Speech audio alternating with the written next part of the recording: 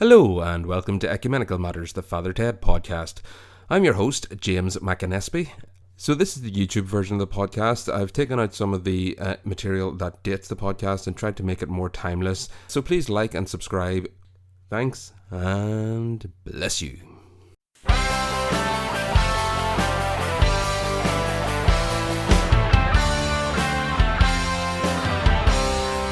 That would be an ecumenical matter! Hello and welcome to Ecumenical Matters, the Father Ted podcast. We're up now to episode 12, The Plague, and I'm here this week with DJ and musician Graham Harrison. How are you doing, Graham? Very well, thank you. How are you? The best, yes. What are you up to these days, Graham? Starting maybe thinking about working on an Alan Partridge podcast. Fantastic. So, might be doing that. Well, I'd say you get a lot of future. Brilliant. Well, you'd probably get a lot of crossover listeners from ourselves because obviously Graham and Arthur showed up in Alan Partridge and had a big say in the writing as well, I think. Yes, they were in the episode in I'm Alan Partridge Series 1 where they were the RT executives. Sunday. Bloody Sunday. Really encapsulates the frustration of a Sunday. Yeah. No, it was great. Yeah, so hopefully we'll look forward to that. Hopefully it'll be in the near future. And we're talking about, as I said, the plague. And but before we get into that, I do have a few shout outs to the congregation. We had a note on Facebook from John Bradley who shared a confession note on that somebody, a priest, had put on a confessional. Did you see this? No. Basically, the note stated very clearly that all confessions must be finished by 5:30 p.m. and only to confess your sins and not to bother explaining why you did them, just to get through them a lot quicker. You know, the production line must continue. That's fantastic. Yeah. And I believe you also have a shout out to your brother-in-law. Yeah, my brother-in-law James, who lives in London, and randomly started talking to me about ecumenical matters, and if I listened to it until I explained to him that yes, I also know the guy, friends with the guy who does it, and it was just one of those kind of small world things. But apparently, yeah, fantastic. Truly. So we are reaching out. Yeah. We're actually, we're sort of hitting now 100 regular listeners a week, I think. So wow. So we are. Up there. It's creeping. Yeah, it's creeping up. Just waiting for that tipping point, where I can finally just say, "I'm a god." Critical mass. That's it. Critical mass. But before we get into the episode in full, let's talk about rabbits. Rabbits, yeah. Do you have any encounters with rabbits? I used to have a rabbit. Did you? I got impregnated by my sister's rabbit because apparently they were both girls, but no, they weren't. So you thought you'd bought two female rabbits? Yeah. Is there a word for a female rabbit?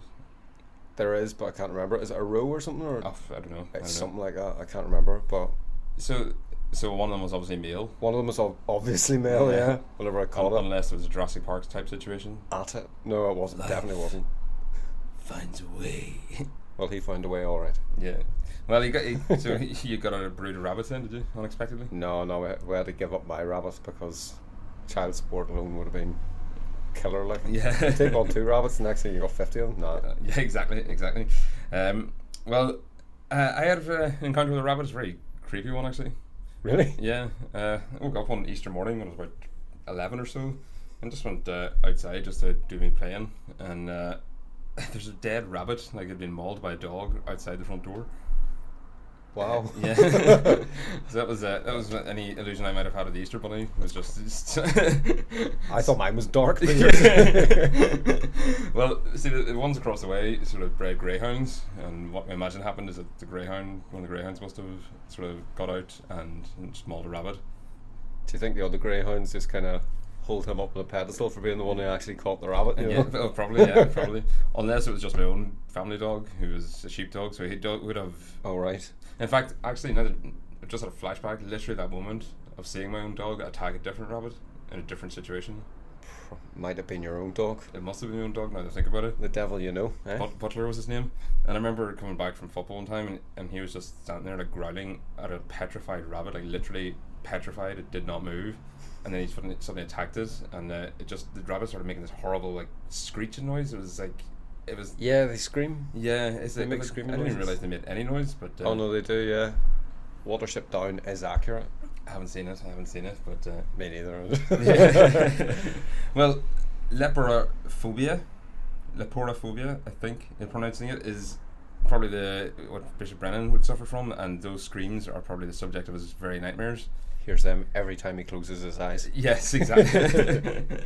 And yeah, so rabbits, eh? It's nature's killer. Great bunch of lads. Well, we'll get into the episode anyway. And the first thing I was about to watch it last night in the early hours, and I decided against it because I thought, no, I have to do this for work, so I'll leave it. So I just paused it. Do you know, at the start of the thing, just when the helicopter's flying over the island. Yeah. Switched PlayStation off, went to bed, thought nothing of it. Woke up the next morning and resumed from that point. And the next thing that comes up is, instead of Father Ted, Father Ben. Yeah. And I don't remember ever seeing this before. Really? I actually thought there was some glitch in the all four that they fucked up somehow. Actually, whenever I started watching it today, I watched it today twice. And the first time I watched it, it came up and I was like, oh yeah, this. But I kind of had that brief moment. It was like, what? But then it's the first time they did anything like that, though, kind of crazy credits thing. Yeah, it was like well, yeah. So they totally sort of slapped you across the face by moving the credits a bit, and then it showed what was actually happening. It was Ted and Dougal watching TV, waiting for their favourite show, Father Ben. Yeah, about at least two priests in a awkward situation, but a much more 5 p.m. Sunday time slot, I think, than a 9 p.m. Friday time slot. Yeah, definitely. It was kind of watered down a bit, but it's pretty funny. I was always kind of thought they should have done there's no Father Jack parody character. Yeah, it would have been nice. I thought that would have been good, but then that stage for what is basically a credit joke, you're kind of eating up a lot of time, you know. Well, yeah, exactly. Like, they couldn't really stretch it too far. But I will come back to this because I do have a theory about this, but I'll explain it later on. All right. But you were saying they've never done anything like that, but this is a new type of humour that we've already seen the amount of different types of humour that Father Ted is indulged in, like gross out humour and flashback humour and, you know, cutaway humour. This is meta humour, so again, before its time, really. Like, how many think about programs can you actually think of that showed themselves in that sort of stark way? That kind of almost self-parody sort of thing. Yeah. Simpsons did it? Maybe at one point. That's the only thing I can think of, really, that may have come close. Yeah, I would say so. Yeah, I would say so. Certainly for a kind of... Live I nearly said British. For the UK and Ireland based comedy shows or TV shows, I can't think of another one that did anything like that. Well, I mean, prove me wrong. Yeah, well, I mean, I can't think of anything else to my head, and obviously the Simpsons were a very big influence on Ted, and there was a bit. Do you remember that TV show Dinosaurs that was on? Like these big animatronic puppets.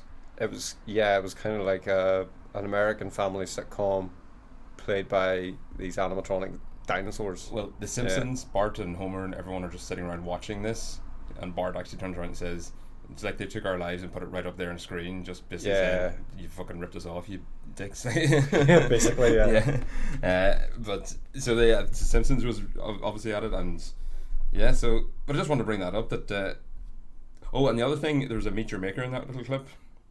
Arthur Matthews as Father Ben. As Father Ben himself, yeah. So he's now 5-1 up, so this has turned into a whitewash. Oh no, he's destroying Linehan here. Yeah, I mean, Linehan needs a big second half comeback to sort of have any chance in this. Ironically, Linehan's probably the better guy for comedy acting, I think. Yeah, well, I think Arthur's more the pure writer, I think. Yeah. And Graham is more the overall whole. Like, he would have more say in the presentation, I think. I would imagine. There's a couple more Linehans coming up, isn't there? I think he does show up more than he has done so far. I do remember a few different times. I don't think he's going to overtake 5 though. No, I don't think he's going to make back the deficit. I think this might be a whitewash. Well, not a whitewash, but a series win. I think it'll be a comfortable win for Matthews. Yeah. A lovely jumper on Dougal. The costume department had a bit of a field day today, didn't they? Oh, Dougal. Yeah. I don't remember the jumper. What was it? Was it it grey or was it grey with a design on it? With little diamonds just going all the way down it. Nice Pringle. Yes, yeah. Some Pringle. Yeah. It just went against his normal either brown or... It's normally a kind of russet coloured sweater vest type affair. So I wonder, I'm going to have an eye out on how far or how adventurous they get with Dougal's jumpers. So it's because... Do you think it was premeditated? Is that... I don't know if it was premeditated. I think it sort of probably picked up steam. You know, when he started wearing the red jumper, and then there was a joke about, and you were wearing your blue jumper. Oh yeah. So I think they're going to run with it now. I think this is them sort of kicking on from that. But geez, Len has some nice quarters, doesn't he? Len's bathroom. Yeah. One of the things. It's actually the first thing that I wrote in my notes. Yes, I have notes. You've notes. Nice. Was use of sets in series 2. So many more sets. You can tell the budget was a lot higher. You know, obviously, powers that be were willing to put more money into the production, because from thinking about it, you get more sets inside the house. You get the spare room. You get Jack's room's appeared before in the episode where he dies. It has, yeah. Inverted commas, dies, and the spare room I don't think you've seen before. It has come up before once, I think, when. Was it the nun's sister? Yeah. Sister or something. Yeah, sister or something. House staying over. Yeah, no, that's right. But then you also get, like, I don't want to jump the gun on other scenes, but Tom's flat place. Yeah. Tom's place exterior. Yes, which did seem very. It didn't seem to fit very, very organically. I didn't think. No, it's very out of keeping with the rest of it, but then kind of so's Tom. Yeah, so it's like maybe that's the point. It's it looks like something straight from Seven. Well, since we're on about this Tom's place, I did. What did you come out of? You said 7. I said Dexter. With his protective sheets. The plastic, the plastic sheeting kind of between the kitchen, if you can call it that, and the rest of the room. And did you notice what was written in the background? No. In big red letters, written backwards, MURD. Yeah, I just saw your notes, but I don't want to cheat. You copying from another boy's work? Yeah. You're sharing your ideas. What are you playing at, man? But yeah, so I mean, as you say, yeah, they are getting more expansive with their, with their where they're going to be. But, I mean, when I was looking back, I did sort of slowly notice that they weren't actually confining themselves to the house that much. There was lots of location. Well, there was the odd few location shots and things like that. Yeah. There was like the dog track was. It's not really a set as such, but it's more like a location shot. Outside that little clubhouse sort of idea. Yeah. Could have been like some sort of local GA pitch or something like that. Exactly. Exactly. It's not necessarily a dog track, but. And they've been to different locations in different episodes as well. So you know they have always had that scope. Anyway, they've always sort of wanted to pull the camera back from just the house, and it did. I think that sort of helped its success and popularity, because it wasn't just three priests living together. It was 3 priests living on a fully populated island. It was like it wasn't just like very insular, just like the house. It's like the kind of community or the exactly. Lifts it a bit. Yes, yeah. Like the Faulty Towers is pretty much like, or those kind of, which I also love. It's pretty much just that hotel. You know, there's maybe like I think maybe once it strays away from it, but and that's when he gets in the car and gets a bit insular after a while. But see, I was never the biggest fan of Faulty Towers. Really? And a couple of scenes today reminded me of it. There's one scene in particular reminds me of it. I think it's the same one that you're thinking of, at least. When he jumps down the stairs. Up the stairs, trying to distract somebody from going into a room, that sort of kind of farce, sort of. Exactly, yeah. And I mean, overall, I was actually a bit let down by this episode, I have to say, because really it was. Yeah, I mean, I remember loving this episode because it is a hilarious idea that the bishop is scared of rabbits. Yeah, but then it becomes just, you know, the old, we have to keep something from somebody, so let's get into crazy excuses sort of territory. And it did start to grate for a while, and it started to feel like, I actually wrote down, feels like Faulty Towers, and it was starting to feel like I have seen this before.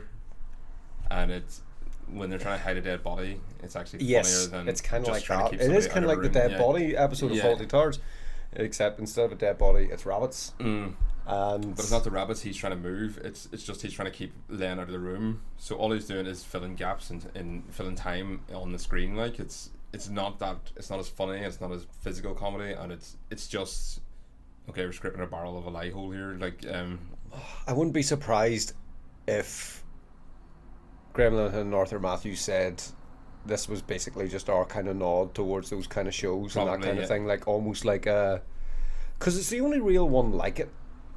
Exactly. It's the only one that goes to the sitcom tropes. If you really analyse it, it's not as kind of unique as some of the other episodes. Exactly, It does seem to be very much a head nod towards other things, but it does include all these other elements which are very, very like, as you say, like ahead of their time and stuff like that. Well, I mean, when I said I wanted to come back to Father Ben, I think this was giving them a message to the audience.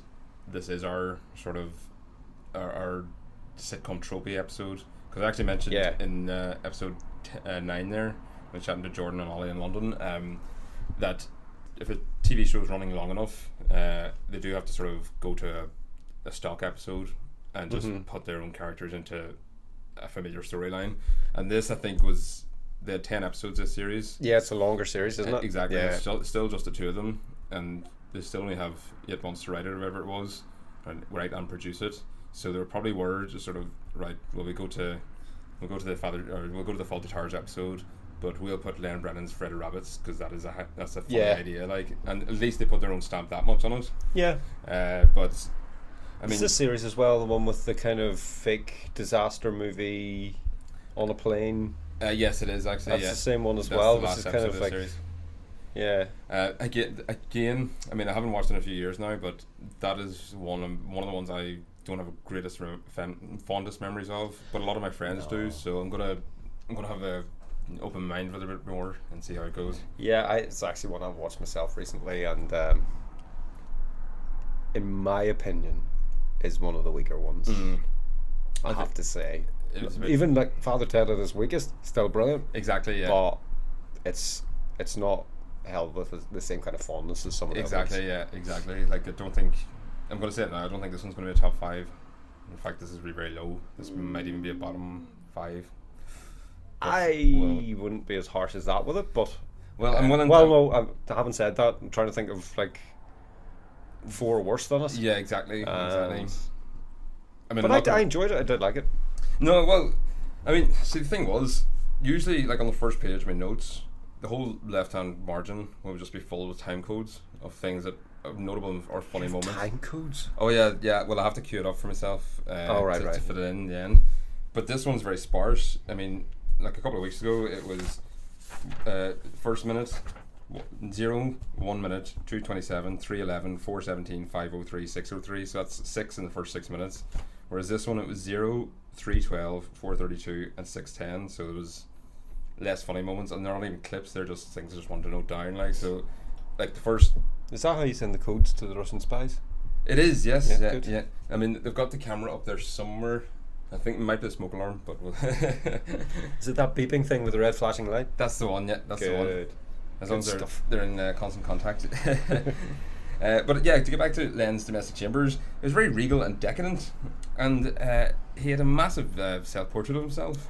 That was the first thing I noticed about it. Was like, that's a really nice kind of bathroom setup he's got there. And then it's just like the massive oil painting with a big gold frame of himself in his robes looking over him. Yes, and did you notice that his left hand, there was a little like money or a little note, a little note of currency of some sort. Really? So yeah, he was clearly quite happy to indulge in his own wealth. I didn't clock that at all. Didn't clock that much. The reason I noticed that is because I was working last year in a place called Middle Temple. It's it's effectively a private members clubs for barristers. Now that's not what it is, but that's the same kind of idea. Yeah. And it's just like ridiculously old. It's like 1210 or something is when it was built. But they have these massive portraits, literally about the size of the window there, about maybe closer to 8 to 10 feet, like long. Wow, like, yeah, huge. Like maybe Charles the First and Victoria and stuff, and these are actual commissioned paintings. Beckham. Not Beckham yet, but right. Give it a few years yet. But yeah, so they have the what's in their hands is always very significant. I've noticed that from these paintings. Yeah, so they usually have the crown or the scepter. And sometimes it's keys for some reason. I can't remember. I remember. How do I know this? The amount of useless crap I pick up, and yeah, exactly. I have no idea where I get it from, but there's something like keys represent something. Probably, I don't know. A rose represents something. It's like they all have these representative meanings. Yeah. It's like the coat of arms. Everything on a coat of arms has to have some visual context. But so that's why I noticed what he was holding in his hands. But he's fairly happy enough to indulge his his wealth. Amateur art historian. And he indulges a few other things as well, because there's a shisha pipe in there as well now. Is there? Yeah, and Obviously, he's joining the bath after he hangs up the phone. A nude lady. A nude lady. A nude lady, yeah. So. Well, you're not going to get in your clothes now. It's got to be a glass of champagne on the side there. Exactly, yeah, exactly. So. And but an example of them trying to fill up space though was the fact that Bishop Brennan phoned twice, and it was like, fuck. Oh, and then tried to pretend that he was making the wrong phone call and just put down the phone again. It's like a really bad French accent. Yeah, exactly, yeah. And I mean, again, that's a very low-hanging fruit for Father Ted, just to, come up with that sort of thing. And they can't all be zingers, James. That's what it is, Sometimes you got to go for sometimes low-hanging fruit, just to, if you're trying to churn out, was it 10 episodes this series, isn't it? Yeah. Yeah. Sometimes you gotta make some concessions, you but do. There's some crackers in this episode as well. Well, there's some great lines. Yeah, there's some great lines. There's some bangers in there. For example, Len's sign off. If you ever talk to me like that, if you ever say "feck" to me like that again, I'll rip off your hands. I'll rip off your arms. It's the smile he gives as well. It's the Len Brennan threatening smile. Yeah. It's like the smile is very pleasant. It's the eyes. They're like, I was going to say like a shark's eye, like a doll's eyes, but it's like really threatening eyes, like serial killer eyes. That he would enjoy seeing Tenton's rip, I think, and he would, yeah. And then Dougal goes through a few rabbit names. Ted. He wants to call it Father Ted in the first. He wants to call it Ted. He wants to call Ted, and he wants to call Father Ted all the time. I love Arnold O'Hanlon in this scene is fantastic. Just like his reactionary bits, because there's the bit where Ted's like, I think that might cause a bit of confusion because, of course, I'm Ted, and he's like, yes. right. You can just see, you can see the thought process slowly catching up, like the bits falling into place. And then Mrs. Doyle coming in, and then he watches her leave the room, and you know what's going to come out of his mouth next. Like, it's just, without saying anything, he just conveys so much humour, and you can see the wheels turning in his head. Exactly, very slowly. Exactly, you can see them turning, and it's just, he cracks me up. And well, Ted's about to get Jack to open up about why Jack's always so aggressive. And just as Jack's about to leaning forward, he's about to extol his deepest, darkest feelings. Well, possibly more likely with Jack, who's about to just say something sarcastic and punch him in the eye. But Ted, Biker Grove. Oh God, yes, after Biker Grove. Biker Grove. I hated that show with a passion. I never watched it. It's always just got skipped. I always switched over to the other side when one of those ones came on. Over to ITV. Yeah. What's on there? Yeah, exactly. Anything's better than Biker Grove. Even Countdown. PJ and Duncan. Oh my God. Yeah, well, I was going to say that was where they got their first start as well. So yeah. Blinded at paintballing. Is that what happened in the TV show? I can't remember which. I don't know which one's which. Is Deck the taller one? I have no idea. I think so. Declan Donnelly, that sounds right. The taller one who looks a bit more like he'd be better suited being a spy. He was the one who got blinded paintballing, and then he spent like his rest of the time in the show being like a blind guy and making jokes about, move to the left, I can't see the TV. Because he's become bitter. Yeah, this is Biker Grove dealing with everyday issues and stuff of young people living in Tyne and Wear. Well, I've never lived in Tyne and Wear, so maybe that is the kind of maybe it's very common. Yeah, they get just up to see people like with white sticks and stained faces. Yeah. Well, Biker Grove was always like the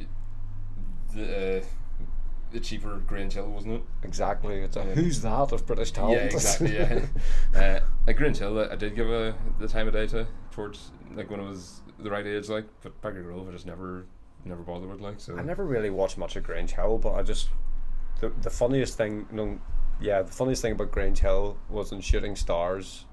Do you know the way George Dawes always did one of his drum outros? Yeah. And the round will end when you hear this noise. And he always just made these random noises or random phrases. One of them was like, "We're only trying to help you, Roland," from Grange Hill, and it was just so funny. And that's the best thing that Grange Hill ever did to my life. No, it was good enough on the show when you're that age. I did have me hanging on tenterhooks waiting for next week's episode a few times, like so. The dramatic cliffhanger. Yeah. Well, there was kids getting stabbed in the face and stuff. Really? Yeah. Over like. When was this? It was a pretty hard hitting show. Like they had like somebody got a heroin addiction, died from it. Like Jesus. yeah. I clearly never watched enough of this. I just gotta watch 5 minutes of like. These are social responsible shows that you're supposed to watch just to learn how to stay that drugs are bad. Okay. I don't know what I was watching then. Well, yeah, that's Grange Hill. Useful. Grange Hill podcast? No. No. No. Enough in that. I don't think I think it's spread pretty thin as it is. Yeah, exactly. Let's revisit. No. Yeah. But Ted or Dougal finally does come up with the name for the rabbit, Pete Sampras. Well, Sampras after Pete Sampras. Do you remember Pete Sampras? I do remember Pete Sampras. Very hairy American tennis player. With a great serve. He had a great serve. Unbelievable. I've never actually seen somebody with better serve. Backhand like a rusty gate, mind you, but great serve. Yeah. Well, it's pretty apt today is now the Wimbledon final, and Murray was playing some guy I'd never heard of before. I had heard of the guy. Berdych, was that it? Or no? Something like that, yeah. But I don't. Is it over? It probably is over, isn't it? Yeah, up to the minute here in ecumenical matters. We're not aware yet who's won. So. He's one of them guys, one of them lads. But we're not doing a tennis podcast, so we'll leave that to after. Thank Christ. Yeah.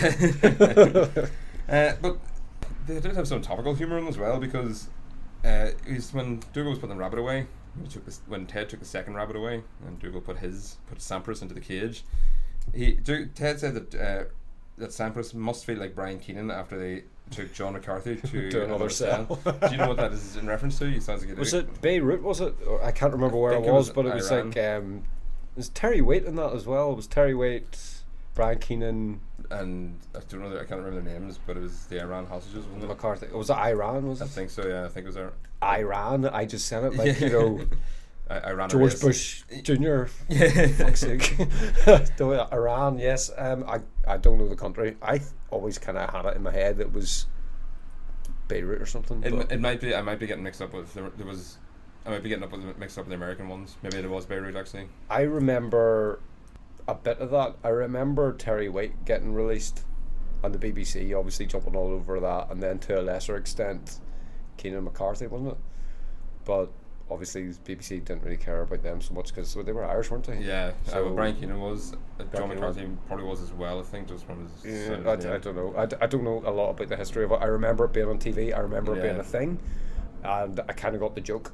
Something about it. There's other jokes as well because in Partridge they make a joke about being chained to a radiator or something. Yes, yeah. And yeah.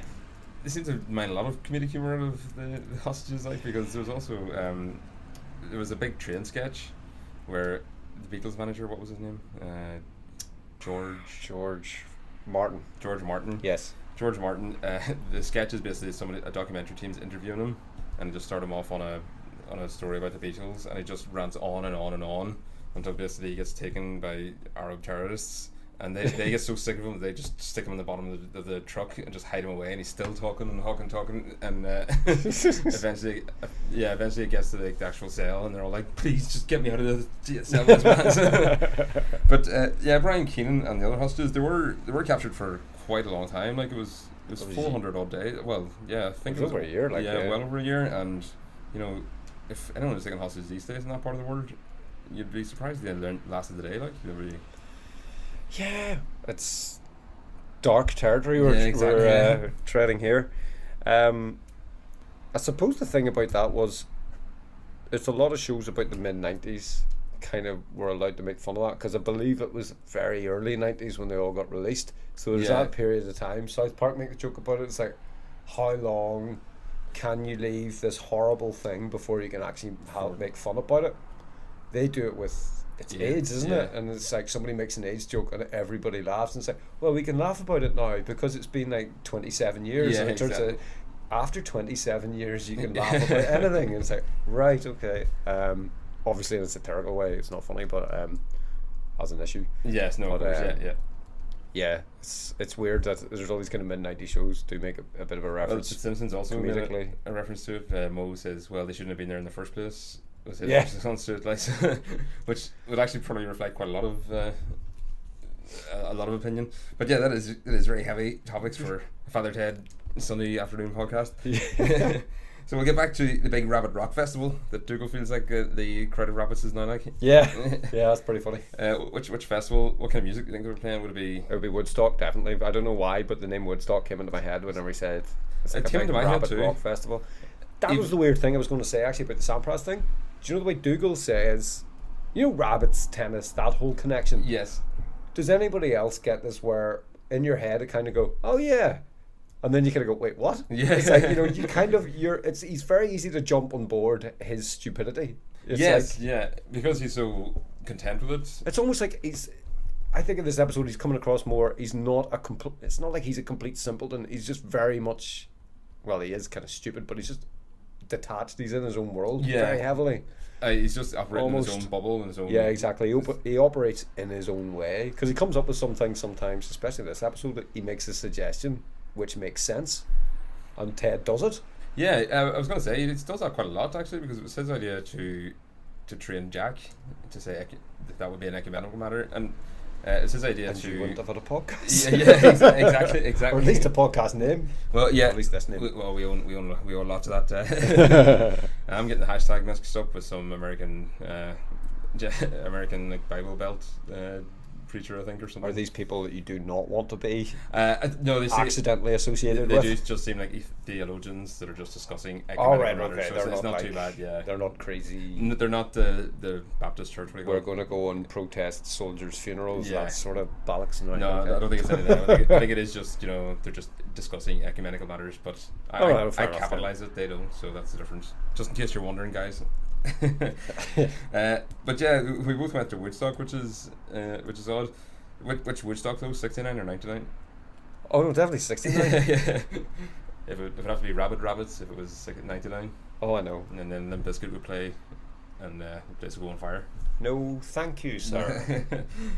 But we get to Larry Duff comes back again. This is episode 5, I think, of this series. No, this is episode 6 of the series, and it's his 5th appearance, I think.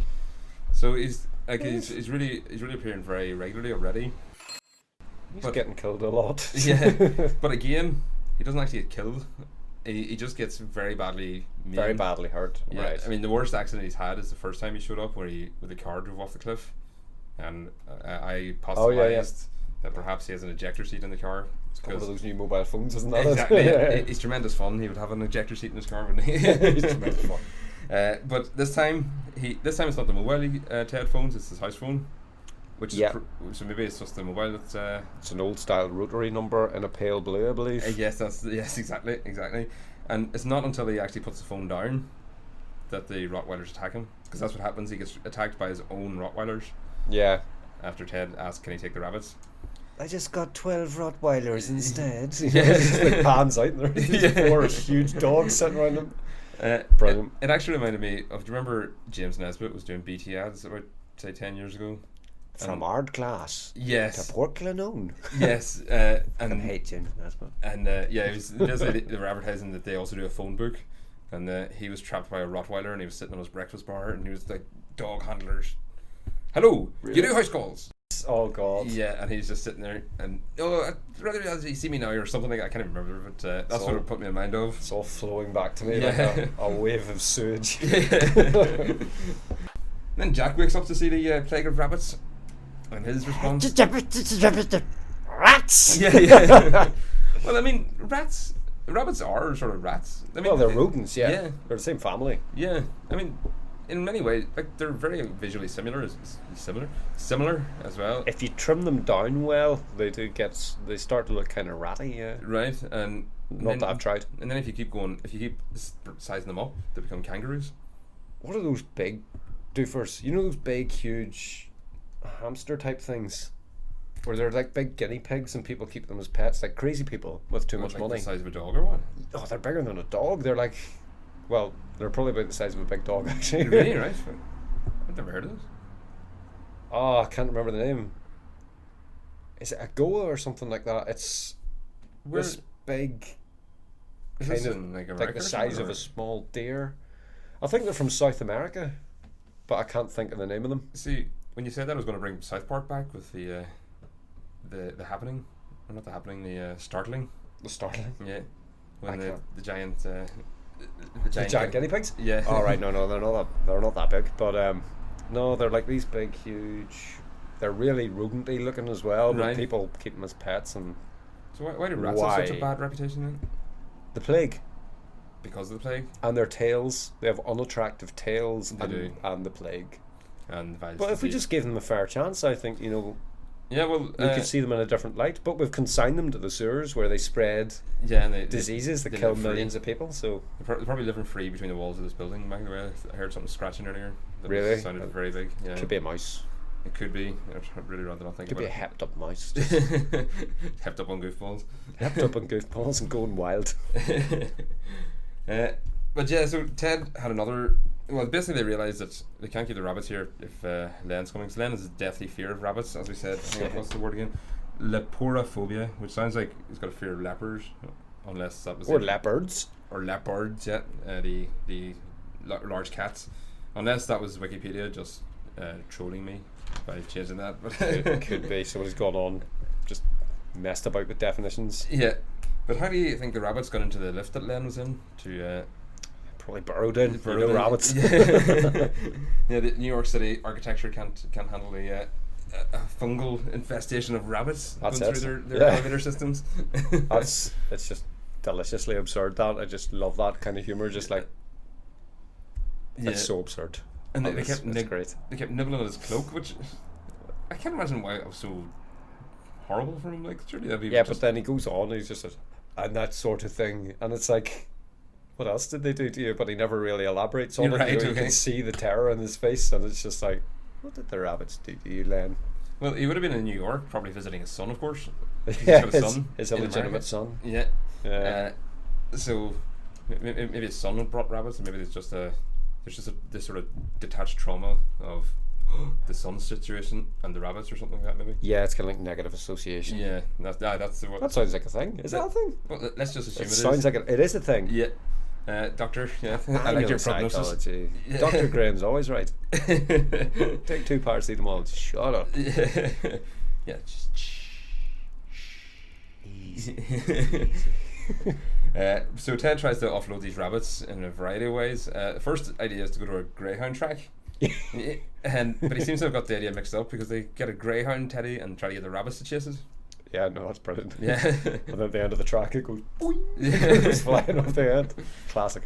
But that idea sort of fell flat when the rabbits didn't actually move out of their hutches. You can actually see, or you can just about see, I think, in one of the traps whenever they open, you can see like a stagehand throw Throw one of the one. rabbits like about a couple of, not like violently, but like a couple of feet out, and they just kind of sit there and they're nibbling on the grass Yeah. and sniffing about like rabbits do.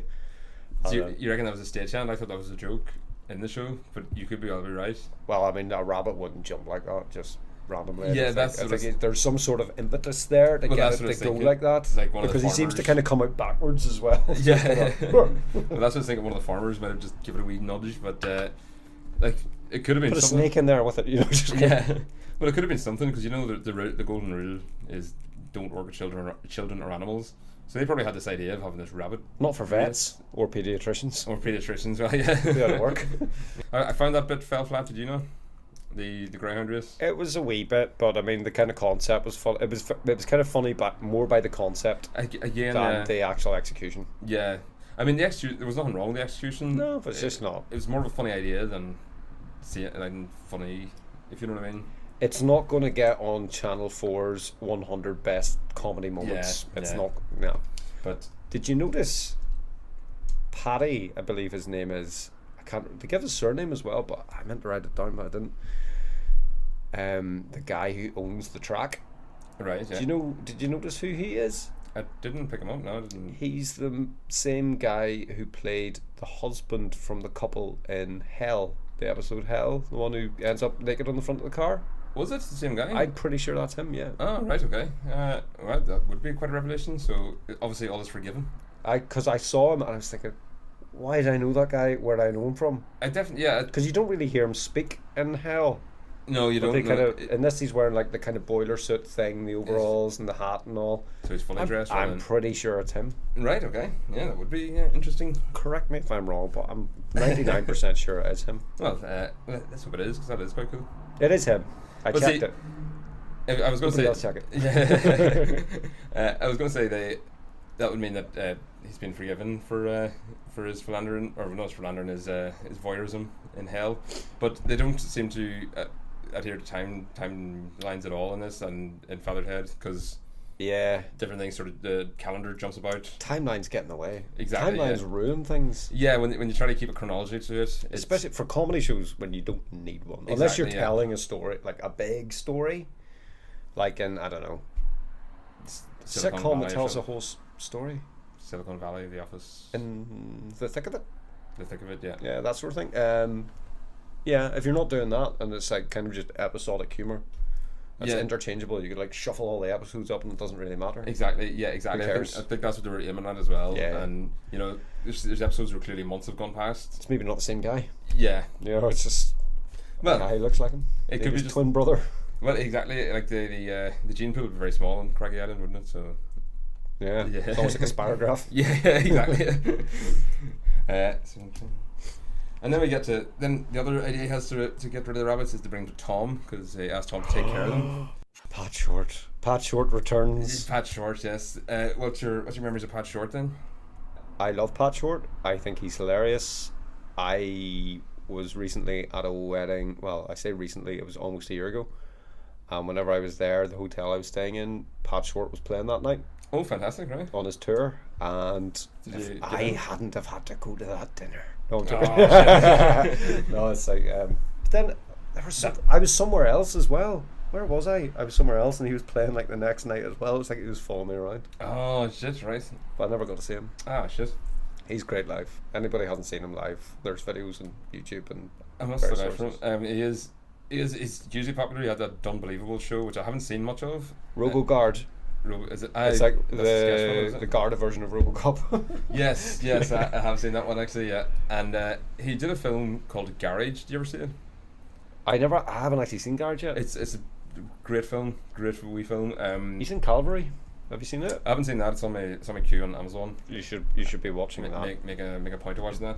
instantly. It's Right, It's yeah. so good. He's a fairly prominent character in that, and he's Calvary. very good. Right. Okay. He's in something else as well. He's in like all those kind of the McDonald Brothers ones. He's in most of them that are set in Ireland. Yeah. Well, he did a lottery ad, like an Irish lottery ad, and it was just this, supposed to be this farmer character who also could do the lottery, basically just to show Yeah. that no matter which town you're in, you can find somewhere with lottery tickets. And I can't even remember the context of it, but just at the end of the ad, there's a real close up of his face. Yeah. Basically just from his chin to his hairline. He goes, "That's right." And that sort of became his unofficial catchphrase, and that ad was only on for like 2 weeks or something. And I remember him saying in an episode in an interview later, it was like, I don't know how that's caught on. People were like, he was doing like a phone in, and people were texting in, "That's right." And he goes, "That was only 2 weeks on about 5 different TV shows. How did that catch on so I know. strongly?" He's an absolute genius. I don't know if have you ever seen him do stand up? I haven't seen much of it. Well, I haven't seen any of it. I don't think about it. I didn't realise he did that. I don't know if he always does this, but most of the shows I've seen him do, he plays a character, and it's not really the guy you're meant to be there to see. Right. Okay. It's like the janitor, or one of these characters who's in the place and comes out and starts talking to the audience, Right. Okay. and it's basically all audience participation, making very awkward looking people feel very awkward. Talking about them like they've known them all their lives and telling stories about them and all this. It's just fantastic. It's Oh, how you okay. can do that, and there's such an element of ad-libbing in there. He's unbelievable. Like, Right. Okay. I must look onto that then. I'll get him on Yeah, YouTube. he's really good, really good. Share it on the Facebook. Facebook.com/ecumenical matters. yes, that one. And so Tom misinterprets the "take care of it," take care of the rabbits line. Yeah, As Ted says, he took it in more of an Al Pacino way. yeah. Instead of a Julie Andrews sort of way. Yes. Maybe Julia Andrews has played like a hitman in one of her lesser known roles. No. I wouldn't be confident of it, but you Casting never know. directors everywhere, get into your notebooks now. Get Julie Andrews on the blower. Assassination. You're not getting anywhere near Poppins until Yeah. you start doing some Yeah, to pull up your sleeves and start doing doing some murders. Yes, doing some elbow grease. But so if you look over your right shoulder there, Graham, as you pointed out earlier, we do have to the southeast of me. Yeah. to your 5 o'clock. is a picture of Al Pacino, a sort of frame cap of Scarface. Yeah. And also we have Harvey Keitel and a frame cap from Reservoir Dogs. Looks like one of them rabbits actually. Looks like Sampras, doesn't he? He does look like one of those rabbits. Oh, he's Black and white. Yeah. God, he's a spit of him, isn't he? But yeah, so Ted actually manages to decides to back up on the idea of giving them to Tom. When Tom just showed him what he wanted to do is put them in a vice and. It's a very impressive sword, Tom. Yes, it is. Well, it is. And like samurai swords would have been very hard to get back in the mid-90s on an island off the coast of Ireland. And Probably smuggle them in poster tubes. Well, yeah. See, I think Tom is a connection for anything you want on Craggy Island. He looks like very much that kind of guy. I think the thing that I like most about Tom, I think Tom's a brilliant character. Yeah. And this is probably his longest on screen in any one go, isn't it? Yeah, it probably is. I'd say. Yeah. And it sort of showed like the depth of his character. I'm struggling to think if he comes up again. Because he has showed up 3 times, and I think this might be the end of it. Yeah, which would make sense because he's. Yeah, you don't want to go near him after that. When you see what the depth of his depravity like. It's when they're coming into his basement room or flat or wherever he lives, and he's just sitting staring into space. Yeah, like chewing on his finger, and it's just like. Is that all he does when there's nothing else going on around him? He's just sitting there thinking. It's terrifying in a way. And getting the odd episode of Dallas in as well because he still shot JR. Yeah. And he was. But Ted was dangerously close to the range of that samurai sword. Like Tom was about to demonstrate what he's going to do, and Ted was clearly within striking distance. Like. Exactly, he's swinging it like towards him. Health and safety would have an absolute field day with that. It's like swing away from you. Well, depending how well he kept his samurai swords up, like we would have a half a Ted now. Yeah, half a Ted, because they can just, as we've seen in Kill Bill, they just slice through a human. Straight through a human. Yeah. Do you ever watch that Deadliest Warrior where they test all the kind of no, I haven't historical weapons out against things? They usually use a pig carcass for a human. Oh well, I suppose that's quite a reasonable one. I can't remember if it went through it. Thick skin, like very thick skin. So never really thought about that. But yeah, pigs I suppose because they're already going to get chopped up anyway. That's why. I can't remember exactly how far it went through, but it was a brave distance. Yeah, it was. Right. It would certainly leave a mark. Right. Okay. The other thing that they realise that the rabbits are following Jack, so what they do instead is to sort of harness Jack in his room, and they have to prove to Len anyway that they're going to harness him because Jack was actually roaming the countryside naked, in a very brief early scene. Yes, that was another scene. Yes. Set exterior spooky wood night. Yes, well we have mentioned their horror film pastiches before. Yeah, it's just like a Hammer kind of. I was going to say this one was very yes, yeah. I was just thinking like the old Sherlock Holmes sort of Hound of Baskervilles sort of idea. Yeah. But yeah, so it clearly had that sort of influences, but it seemed very out of context or something. The whole little scene was only about 15 seconds long or something, and then it seemed to be dropped very quickly, and you didn't know what was happening until Len actually phoned. 5 minutes later. But so they have to. So they have to secure Jack in what is now looks like something in bedroom for the Addams family. Yeah, the massive cage and the barbed wire and the straitjacket. And Len compares the household when he finally arrives to the cast of Police Academy. Yeah, which I think it's an insult to both Police Academy and Fatherhead. Police Academy. I'm pretty sure I still haven't seen all of them. I think I maybe just watched the same one about 7 times. The first 2 are definitely worth watching. You can sort of cherry pick up to 6, and then everything after that is shit, basically. How many are there in total? Like, I think there's 7. Is there 7? I'm trying to think if there's an 8th one, but I don't think there is. But yeah, the first Police Academy movie was genuinely class. I don't think I've ever seen the first one. I think that's the one. The first couple, which were actually meant to be decent, I think are the ones I've never seen. The second one was a worthy sequel. Like it sort of did the job of sort of expanding the story, like Jaws 2. Exactly. Yeah. But it was the same. It was the same Police Academy. It wasn't a different shark. You see. Ah, right, right. It's different shark. Different. But I was thinking which characters Len had in mind. So Ted would be like Mahoney. He's sort of Steve Guttenberg character who's trying to make the best of his situation that he's in. Yeah. Yeah. Dougal. I thought there might be 2 for Dougal. He'd be either Tackleberry, who loves his job but is a bit of a dimwit. The dimwit side of things, but Tackleberry isn't a complete moron. He's but not. Yeah. But he does have He's a moronic tendencies. Yes, so exactly. Yeah, exactly. yeah. Or Lieutenant Jones, because he buys his sound effects records later on in the series. Oh, the sound effect. Yes, Yes, so, there you go. Father Jack's easy. Father Jack. Well, who are you going to say that was going to be? Bobcat Goldthwait's character Zed, isn't it Zed? Oh yes, Zed. There you go. Bobcat. Zed. Yeah, Jughead's a good name. That's very good impression of him. Well, I actually had Jack as Faulkner. Do you remember the guy who just leads a trail of destruction everywhere because he just bumps into everything? No. He's he'd be the kind of one who'd go into a china shop and just wreck everything all around him, and also blow up half the street as well without even realizing he'd done anything wrong. Huh. I don't remember him. Yeah, he wasn't the most standout character, but he was in quite a lot of the films. But yeah. But I do like the Police Academy films, so the first two anyway, as I said. Like there were original characters, like. Yeah. Like in Hightower, just the massive guy with a brilliant He was sonar. huge. Yeah. Yeah. But he used to be a football player, or I'd imagine so. something, Yeah, or I'd imagine he was an some NFL sort of star. athlete. Yeah. Maybe NBA. I don't think he seems his physique's too big to be an NBA star. Have you not seen the size of NBA that's- players? Like they're That's nowadays. In the huge. 80s though, they were skinny, like Were skinny they? as fuck. Yeah. Ah, right. Like they weren't even that hugely tall in the 80s either. Like they were averaging about 6'5", 6'7", whereas now they're like all routinely about 7 foot. It's just like there's a picture of, I'm sure everybody's seen it, the one of Shaquille O'Neal and is it Charles Barkley Right, yeah.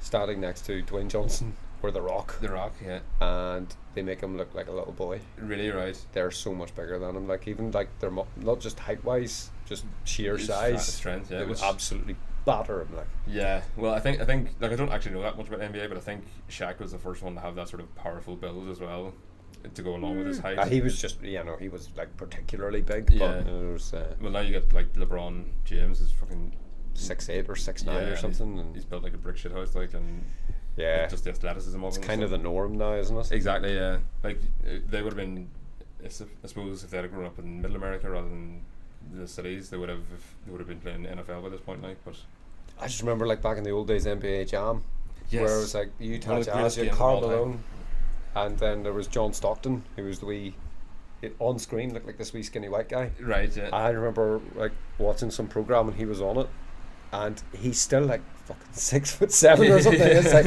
he just looks tiny compared to everybody else. It's just because they're like another half a foot taller. Yeah, It's like, exactly. he would still like eat you.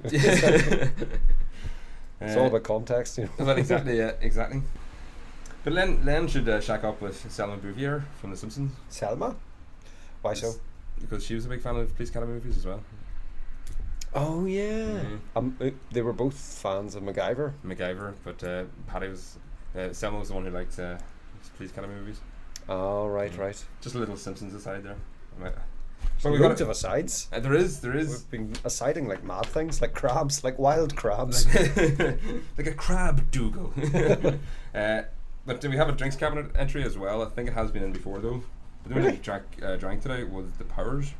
It was Powers whiskey. Yes, I Yeah. did notice that actually. It's normally, well, no, it's just various different things. Just various. But I did see a martini bottle on his little. Yeah, trolley at there's the been side.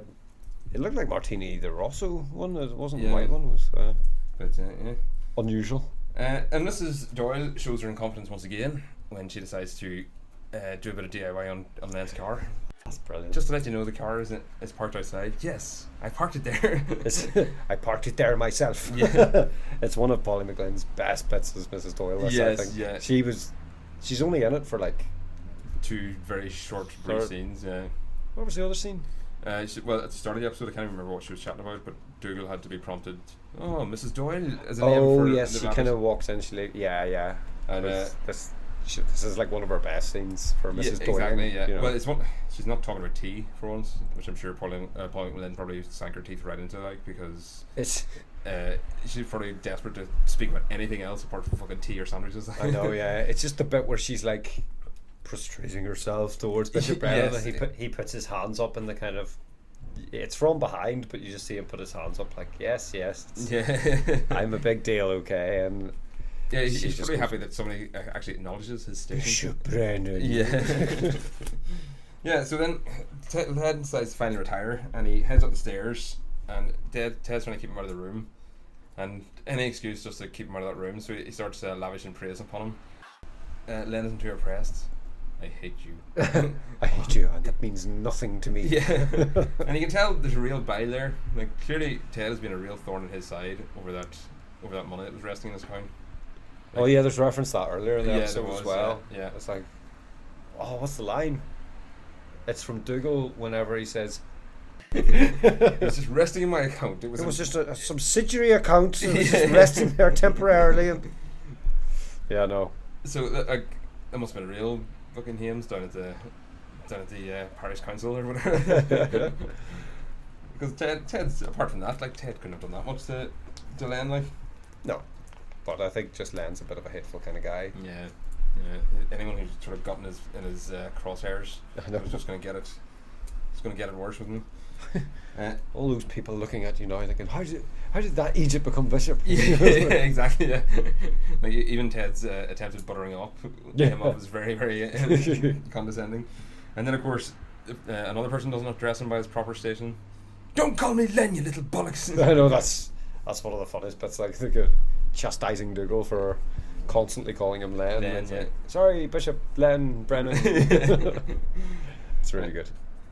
The guy who plays Len, I used to know his name, but I can't remember it now. Do you know it? I had it in one of the earlier episodes. He's really good. He's really, really good actor. Just every scene he's in, he doesn't do a bad scene. He doesn't. Do you know what I mean? He's a really good character anyway, but he does it so well. I couldn't imagine anybody else coming close. Well, exactly. I mean, he was a BAFTA nominated actor, or not BAFTA, sorry, Olivier award-winning actor, which has been a stage acting award. Like, so they're clearly identifying top actors. He knows his chops, like he's... Yeah, exactly. Yeah. I have it here somewhere. Where is it? But a lot of those guys do, you know. It's on the whole, it's very well acted as a series, because there's certain like sitcoms where there's not really any straight characters in Father Ted as such. You know what I mean? Yeah. It's like in certain ones, it's like certain shows, there's the funny characters, and then there's the kind of just normal extras who are like members of the public and act completely normally. Yes. You never get that. Yeah, there's no red shirts, as they would say in Star Wars or Star Trek. Yeah, I mean, it's like, it shows like, going back to Fawlty Towers again, but the guests would be completely straight, you know, just like normal people, and like thrown in this unusual situation. But in Father Ted, everybody's kind of a bit everyone brings their weird. their own sort of quirks and eccentricities to everything. Like, exactly.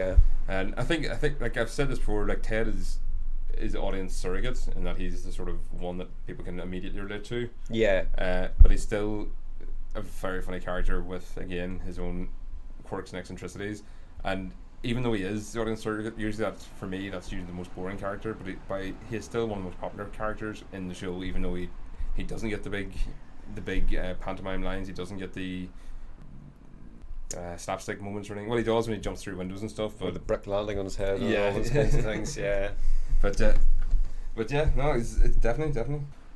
And yes, let's go back to horror movie pastiches. When Jack actually escapes from the room, is that a horror film that you can think of? With all the CCTV cameras like flicking through them all. I love my horror movies. Yeah. And I can't think of one that predates that. I can't think. I'm like racking my brains trying to think of a horror movie which was before that point, which was what, 1996 or 7? Yeah, 96. One where they had the idea of scanning through the different CCTV cameras to find the image of what's going on. Exactly. There's loads of found footage films do it now, and like Paranormal Activity's basically built around that. Yeah, that's the whole in one way or concept another. of it. But I can't think of one. No, I'm prior to that. Neither can I. And like I studied film foundation for when is it? Got it. What is it? There is. Oh wait, no. Could you even count it? I don't even remember the name of it. There's Night of the Wolf or something. It's like an old, like 80s era werewolf movie. Right. Okay. And what's his name's in it? Peter Cushing's in it, and he's about the only person in it that you've ever heard of. Right. Okay. And it's about this wealthy American hunter has gathered a group of guests from all around the world to his stately home for the weekend, because he suspects that one of them is a werewolf and he wants to hunt it. Oh, okay, right. And there's cameras and motion sensors and things set up all around the estate, and the grounds are all like masses of forest and things. Okay. And it's like a who's done it thing of who is the werewolf. Yeah, Because he's planned obviously this elaborate actually dinner sounds party. like quite a good setup. It's actually not a bad movie. Yeah. I can't remember that. I think it might be called Night of the Wolf or something. It's your If you remake, search isn't it? Peter Cushing werewolf movie, you'll probably get about 70. It's one of them. Yeah. Right. Okay. Well, maybe that is where they got it from then, because I don't think so though. Like I mean, I can't think of a scene that's exactly like it, but the concept is kind of in there, I suppose. yeah. Well, But I mean, it's tenuous. At as best. soon as I saw it, I immediately thought they were parodying a horror film, and then I was like, but which horror film would have had that pre-96? Like you said, since Blair Witch, there's been loads of films that have used sort of CCTV cameras, and there's even been like Manhunt, the video game, was all based around CCTV cameras to great effect. But so this is something they sort of, I dare to say it, invented. Maybe. Potentially. Yeah. I mean, as I say, that one film, it was more the concept of having CCTV cameras set up around the place to be able to search for something in a kind of horror setting. Yeah. I don't remember a scene exactly looking like that though. Right. Okay. So there you go, Declan Lowney, horror film aficionado. Maybe. Horror film pioneer. Yeah, well, I mean, I suppose they weren't as big a thing back or prior. Well, I suppose CCTV was kind of getting big around the 90s, Yeah, mid-90s exactly. and stuff. So again, it's kind of culturally relevant, maybe. And do you remember back in the day when you could actually see a CCTV because they were freaking massive, and there might be one in like a 10 Exactly. 100 meter radius, Exactly. whereas now like there's in London, I don't think you can actually go from one place to another within zone 1 Without being seen. constantly on CCTV camera. Yeah, Like I've even heard inside that. the buses and stuff, and on the tube trains and everything, so they could follow you from. They've got all those lampposts, and they look like lampposts. Yes. You know, the kind of old style ones. Yeah. They're quite low down. They've got cameras and microphones in them, And so they microphones can as hear well. you. Yeah. Oh, right. Okay. Right. So they are like constantly recording, and if certain words are mentioned near it, it picks up and it starts recording the conversation and tracking them around the lights as people are walking, just in case anybody's talking about any illegal activity or plots and things. Well, I've sat under probably many of those lampposts without realising and spoken of revolutionary ideas. Freak them out and walking around going bam bam bam bam bam bam. The digital file of James McAnespy revolutionary ideas is probably about 4 terabytes by this point. Has that van always been parked outside your house? Flowers by Irene. That's my iron, yeah. Jack has left the room and has decided to keep up with Len. He managed to do well to get out of that bed, by the way. I know, yeah. It's like took him about 10 seconds Exactly. maybe. The entire time it took Ted to marvel at Harvey Keitel's lookalike. Harvey Keitel look-alike rabbit, Yeah. yeah. He's in Jack's bathroom. And then he goes into bed, and obviously all the rabbits follow with him. So Len wakes up just as Ted and Dougal are trying to sneak out the 2 rabbits, and they're just caught with the 2 rabbits in their hand. So it looks like they're putting them into the room. That's the best bit. It's just like it's such a good idea having it like that. Just like Yeah. thinking it's some sort of revenge attack against them or something. And Well, yeah, so he wakes up and just a bad dream, your grace. yeah. And for a second he It's nearly just spies it. But, I mean, they must have known that was going to be an issue because they'd literally just sent Len to bed about 4 minutes before that. I know. So, he couldn't have been that deep asleep yet. He must have been very tired from the ferry journey The or ferry however he got over. and the travel, yeah. Yeah, that's it. Taken out of his lovely home, as he said, to deal with the police academy types. Yeah. And Len then has another night. Well, he has his night terrors back again when he wakes up screaming. Yeah, wakes up screaming. Jack naked in bed beside him and surrounded by rabbits. It's not a good way. Well, therapists do say the best way to approach a phobia is to confront it head on. Like, you couldn't really get Yeah. much more head on than that, really. I watched a TV program about a woman getting cured of her phobia of spiders. Really? Yeah. It that started the off, they took a I'm a small Celebrity? spider in a basin. And Right. she had to like put her hand in the basin with a spider in the basin. There was no water in the basin. He's not, because that would be animal cruelty. That would kill the spider. And not even touching it and just letting her hand be there near a small spider, and then they increased the size of the spider and made her touch it and shit, and And eventually did it she work? was fine with them. Yeah, Right, okay, right. she was able to like handle tarantulas and stuff. Oh, so Yeah, let them crawl like sort over of her get arm. pets and stuff. And I don't know if she. I Did they not didn't go- follow her down the line. so they're not going deep into her psychology of why she was afraid of spiders, or is it I just? think it's just something- one. It was the general like loads of people are scared of spiders. It was one of those ones. But is that like is that something in our collective memory or something, that there's spiders or something that have? I remember there's a Something theory about like spiders, snakes, things like that. People have a genetic fear of it because from ancient human history days, whenever they were able to cause you quite a significant amount of harm and Yeah. damage because there was no medical treatment, it's like you're always scared of the snake or scared of the spider Yeah. or the darkness or fire and all those kinds of things. So yeah. that's why they're all common phobias. Like it's kind of bred into your genetics. Like I said, like the collective memory, that it's all something that's sort of passed down each like- generation. The interesting question: can memory actually go into your genetics Well, or into your genes? I think it probably would, because there's zygotes that are, they can trace it back like 200 generations or something. Like the zygotes are just reproducing the same cell within inside themselves or something like that. I'm not too sure what it is, but it'll still have the same biological information in it. Like, Isn't that though like the entire premise of the Assassin's Creed series? It's all about genetic memory. Like if you're related Yeah. to somebody, they have this machine that'll send you back to experience their memories through your genes. through your genes, right? Yeah. But I think the principle of genetic memory is something that it's a theory. Or Well, people think, could be. Well, we still haven't discovered what the energy source is that gives us consciousness. So how do we not know that that energy source, whatever it is just is maintained? Like you don't lose energy, as we all know, so it's just maintained through generations. Yeah. I mean, And the laws of energy, like you can't create it, you can't destroy it. So what happens whenever yeah, exactly, yeah. So the 11-gram thing? Whenever a body dies, it loses It's like like 11 grams, 11 grams. and they can't work out what it is. it's your soul. Whatever it is. Yeah. I mean, yeah. Is it the weight of electricity in a human brain? But No.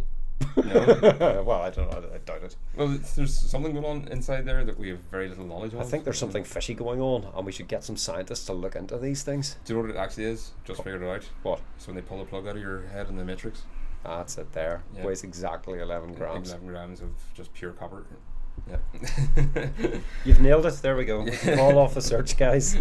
Yeah, so we can wrap it up there then. Like, what's your, like, you sort of heard my opinion. So what's yours? Are you happy enough just to call this a solid episode? Would you? I'm a very, very fickle person, and I started off thinking I really like this episode, and then you said it's not one of the best though, and I was like, yeah, you're right, it really isn't one of the best. So the more we've kind of talked about it and analysed it, yeah, it's a good episode in general across like comedy as a whole. For Father Ted, I would tend to agree with you. It isn't one of the best. No. I mean, I was looking forward to this episode because, again, like, everyone remembers this episode because as an idea, it's funny. It's a really funny idea, and the Yeah. visualization of it is really funny because just a lot of rabbits running around the place is just funny. Like, but they try to stretch it out, and they stretch it out far too thin, I think. And there's a lot of padding in the script. Like, there's a lot of times when the script was just going over itself, or Dougal was sitting there thinking of an answer for a good 10 to 30 seconds. Yeah. Which it felt like a lot of padding, and I mean, again, it's entirely forgivable because, as you said, it is the longest series and everything, and this is probably the mid-series dip, and They can't all be singers. That's it. exactly, yeah. They can't, you can't all be 100%. There has to be the standard episodes to show how good the Groot episodes were. Exactly, yeah. I mean, I still think you could probably take your Radio Times out and point your finger randomly at any comedy program, and that episode there is better than Exactly. that show's best episode. Exactly, It's still better than that. Exactly. But- This is standard of filler, as we said before. Yeah. It's like John Stockton compared to Carmelo. It may be short, but compared to everybody else, Yeah. it's still Exactly. huge. Exactly. Yeah, He's still about 6'7". Yeah. it's amazing how you make links between things. It's almost like this is scripted. Come full circle. But no, I'd agree with you. It's not the best, but it's not the best for Father Ted, but it's still very good in general for just comedy. Exactly. Yeah. They're all worth watching. Exactly. Yeah. See, several times over. a lot of shows would have this as their standout episode, I know. and this is the sort of this is a dead weight episode of Father Ted. Like that just shows how much higher Father Ted is than standard sitcom fare. Like it would be something to be very proud of. Yeah. Just to go with like that was our week one. Yeah, exactly. Like, Yeah.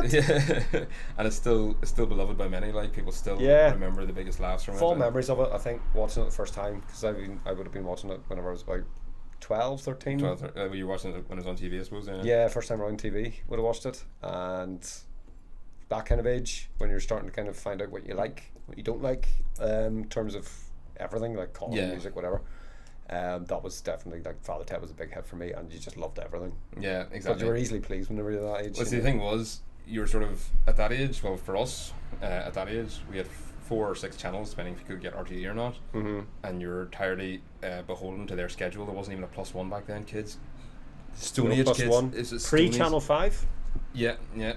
Oh, well, yeah, Channel 5 came out in 97, I think. Was it set in 97? Because the Spice Girls launched it. And they were absolutely, it was after they'd become world famous, but before Jerry had left, while there were still 5 of them. That brief little window when Channel 5 managed to jump on that bandwagon. But yeah, so you had 4 channels, you're entirely beholden to that, so you'd get your Simpsons at 6 p.m. in the evening. Surely this was pre-Simpsons. No, Simpsons was still on Sky One at this stage. I think it was around this point that it was coming on BBC Two and RTE as well. Was it BBC Two first and then it moved on to Channel 4? Yeah, it was BBC Two, had it for about maybe 10 years, I think, yeah. Really? Yeah, they had it for a while, like. Right. But yeah, it was about 95, 96 when they finally got it, because you remember you used to hearing about it all the time on Sky people 1. didn't shut up about it. Yeah. And you get the odd VHS of 3 episodes and they were all hilarious. 3? Yeah. I remember I got one whenever I was God knows what age, 7 or 8, and there was maybe 2 on it. Yeah, exactly, yeah. And they were like, even to this day, I still watch them like repetitively because there was no Sky in the house. Yeah, exactly, yeah. But it was like Moaning Lisa and Homer's Odyssey, and I still just those are the old story-based episodes, where they were kind of lighting the laughs. Yeah, exactly, yeah. Well, the one I had was Call of the Simpsons and Bart the Genius. It's Call of the Simpsons, the one where they all go camping. That's right. Yeah. So we'll call it there then. It's pretty safe, not a top 5 contender, but hopefully the show is. Hopefully the episode is. Yeah, the podcast episode is. The podcast episode 12 is obviously a top 5 contender because they all are, aren't they? They are, aren't they? Yeah. They all have lovely bottoms. Joint top 5. They've all got lovely bottoms. And speaking of lovely bottoms, we will be discussing the lovely bottoms next week. Fantastic. We're still trying to confirm guests to that, and possibly it might be another sort of different setting episode. I might move out of the flat. A location setting. A location, yes. Not a road show now, because that's going to a different landmass. Involved. Yeah, can't be doing that. Don't want to be fiddling about over there. No. Yeah. But yeah, so stay tuned for that, and give us a like and subscribe and review on iTunes. Where can people find your stuff, Graham? Mark, sorry. What? I've had doing this, just mixing up everyone's names. Where can you find your stuff, Graham? They will find out whenever it's actually been made.